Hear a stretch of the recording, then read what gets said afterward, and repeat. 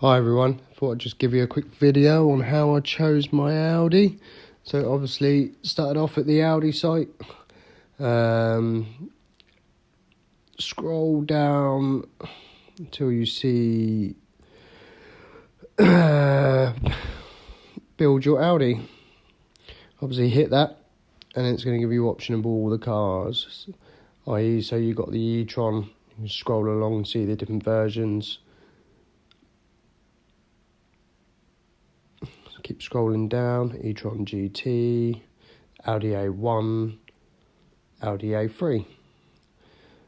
Obviously I've gone for the Sportback, but you've got the hybrid, the saloon, the S3, the S3 Sportback, the RS3 and the RS3 saloon.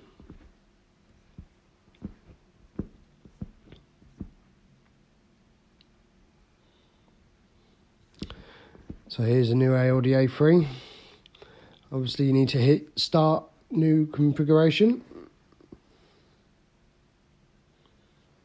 And then you need to choose your trim.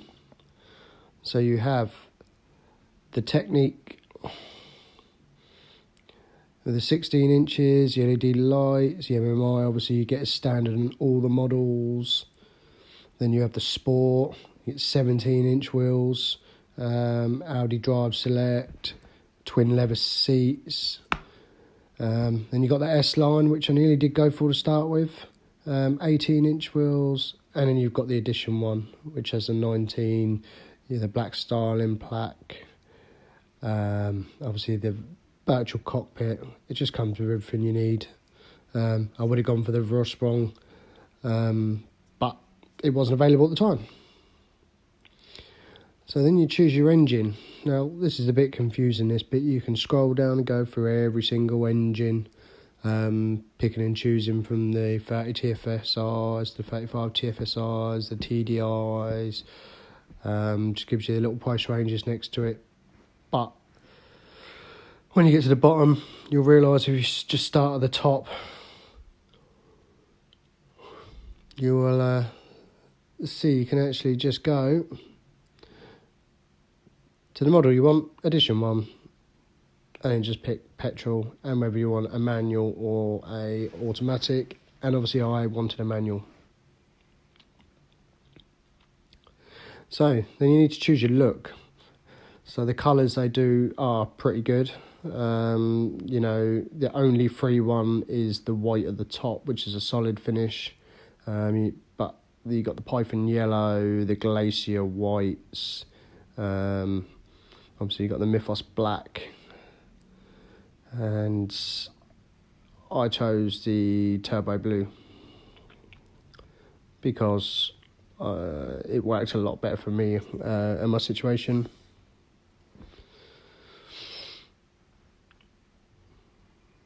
Then you see the wheel choices, but with these you just get the 19s. You don't actually get to change these, I believe. Comes standard with LED matrix lights, and that is front and rear. And they do a little dance when you turn them on. And then next, the interior. So you'll see after I swipe through the little pictures that you have a choice between two slight different interiors. You have the black and you have the grey with the anthracite stitching. Obviously they're standard sport seats. So this is what I've gone for, the rock grey. But you can actually go for the steel grey and anthracite stitching. No extra cost, but I wanted to keep it black. And seat comfort, obviously this is a big argument that's been going on. Electric adjustable front seats. So if you hit it, and I advise you hit it, there's a bit here that says memory function not available on the 35 TFSI S-Tronic Edition1 and Vorsprung models. Now apparently from reading the comments you guys have been putting on, this is now available, but it has caused lots and lots of problems on the cars previously. So definitely check that it is available, and definitely check there's not still an issue, because it throws up a hell of a lot of warning lights. And You know, it says it comes as standard with lumbar support, but actually it comes standard with the electric adjustable seat, so I'm not sure why that's on there. I'm not sure why it's ticked. You can get a child seat ISOFIX in the front, not sure why you'd do that. And then you get to choose the packages. Now, I did go for this sound and comfort package at an extra £1,000, and the reason I went for it is because of everything you get with it. You get the parking assist sensors on the front, and you get the camera on the rear. You get the Bang & Olufsen sound system with a 3D sound, which is amazing sound from it. And I do like my music, considering I'm going to do 30,000 miles in it a month. You get the heated front seats, and as I said, you do get the reversing camera. And these are all optional extras, and if you work it out against that package, it works out a lot cheaper with the package.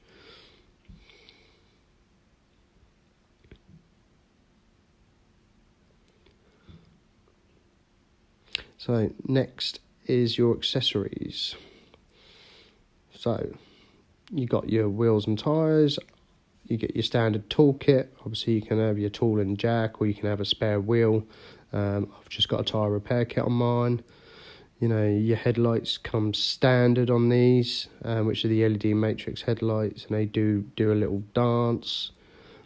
You've got your aluminium interior elements, which are the strip at the front. I know if you go for the lower down models, they can be coloured. You've got your S roof, your S bumpers, and then you've got your black accents. And obviously on that Python yellow, they look amazing, as they do on the whites and they do on the turbo blue. And here's the sunroof. That's my biggest regret so far, that I didn't put in the order. Unfortunately, I didn't have the money at the time, and now I do, so I wish I'd done it, but unfortunately I didn't. And you get the privacy glass, which makes it look pretty good, but most cars have that these days. Split folding seats, obviously front and rear centre armrest in leather, and your aluminium again. You know, your 3-spoke, but I do like a flat bottom steering wheel. S emblem. I'm a bit gutted you don't get the Edition 1 emblem, because it's an Edition 1, but you do get the S emblem. So, and the ambient lighting pack you get is standard, but you only get it's part of the configuration of the sound and comfort pack. And there's a lot you can do with that to spice it up inside. I think it'd be one of them things I'll use for the first week, and then it'll just stay on the same colour. And obviously your standard mirror functions, your window locks, frameless mirror, which is quite nice. Your advanced key, which I think is a bit of a rip-off from Audi. You don't get keyless entry unless you pay another £425, so me being stubborn refused to do that. And I don't regret it. I'm not paying £425 for keyless entry when I believe it should be standard these days. Obviously your alarm, which is standard, thank God. Obviously your remote central locking. You can have trailer hitch. You can have a storage pack, which is a bit of net against the back seats for £175. I don't know why you would do that for £175. 12 volt sockets, but you get that standard. See, your front armrest comes as standard. Climate control is standard, and heated front seats that come with a sound and comfort pack. Now, audio and communication, you 10.1, which is standard on all models. Obviously your DAB. Now you don't get the 6 passive speakers, you get the Bang & Olufsen premium sound with 3D with the comfort pack. Obviously your Audi Connect, which does your emergencies. Audi Connect navigation, which is a 3-year subscription as standard, which I'll talk about in another video. And I've actually gone for the Audi phone box, like with wireless charging, just because I'm going to be working. I don't use my phone, I don't look at my phone when I'm driving. I hate people that do. So yeah, that's why I've gone for that. It's quite expensive. I'm surprised it doesn't come as standard, but it is going to be ideal for what I need. And then obviously your Bluetooth interface comes with the Audi box. You get your virtual cockpit as standard, but you do on all models. Audi Pre-Sense front, which is your parking sensors. You don't get parking sensors on the rear because you get the camera, which I still think is a bit bizarre. My Mercedes has currently got both. Your lane departure warning, which is actually not that great. When I test drove it, it actually tries to rip you back into the lane, even when you're trying to change lanes. Yeah, it wasn't great. I'm not sure I'll be using that. Your cruise control, collision avoid assistance, which is your radar on the front, and there are some videos on that. It actually works really well. Hopefully I've never had to use it. Your Audi drive select, which changes your modes. Obviously comes with sports suspension. I haven't gone for the side airbags. Probably should have done. I think I just missed it off. And then your normal standard airbags. I've actually gone for the extended warranty because, as I said, in my situation, I've leased a car. I've not purchased a car.